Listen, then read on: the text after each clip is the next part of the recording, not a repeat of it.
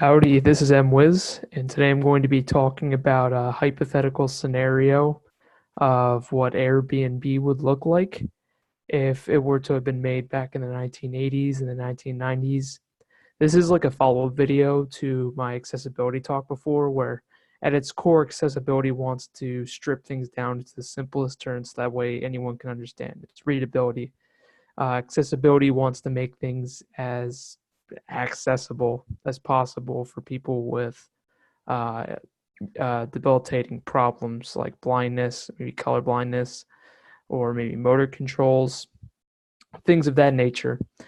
And so I'm going to talk about Airbnb today in a fun hypothetical scenario about how it would act in the 1980s and how it would act in the 1990s with the advent of websites and a public internet.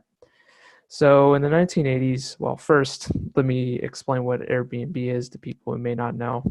Airbnb is a service where you can book a place to stay anywhere in the world as long as the person who owns the place has it up like available for rent. You can choose the days that you check in and the day that you check out from the place and how many guests there are, and you just pay a fee. It's like a hotel, except you have much more options because you're staying at a place that was owned by someone else, and there are houses everywhere in every city. So it's unique in that regard. It's kind of like an open source hotel service, if you want to look at it that way.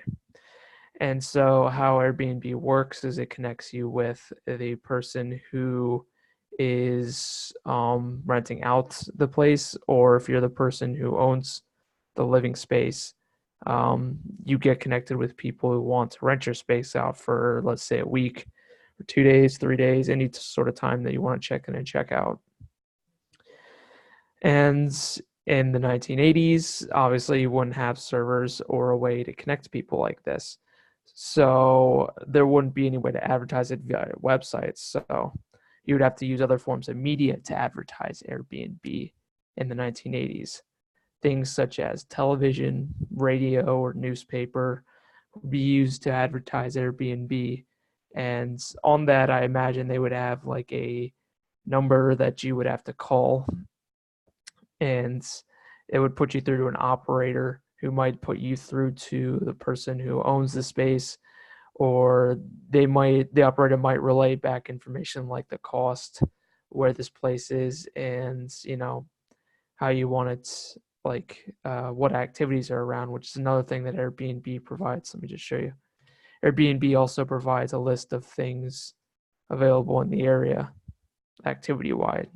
Yeah, see, like Chinatown and Little Italy tour in this circumstance.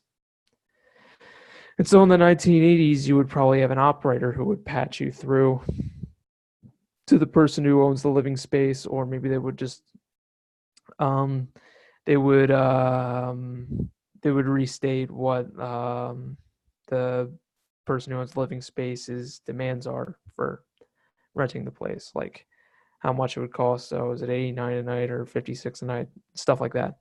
In the 1990s, I imagine, with the covenant of websites and HTML, there'd be a website made as another way of advertising it.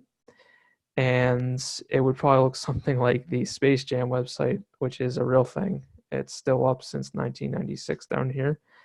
And I imagine the Airbnb website would look something like this, which would have very simple HTML pages that would probably display information. And maybe if it was possible during that time, there would be a spreadsheet that would display possible places to rent um, for certain locations that are requested on Airbnb. But it would also probably host basic information and maybe emails to contact people. And so, yeah, that's just a funny little scenario I wanted to talk about this week. This is again adding on to accessibility and Airbnb, which is a service that lets people rent out places temporarily, and how in the 1980s it would most likely be done by an operator displaying information about the places that could be rented, or in the 1990s where it would have like a Space Jam sort of website available to it that would probably display emails and maybe a spreadsheet that would show possible places for rent in certain areas. And this is a fun little topic to do. It's an interesting way to learn accessibility. So I'll make another video next week. Otherwise, I'll see you then.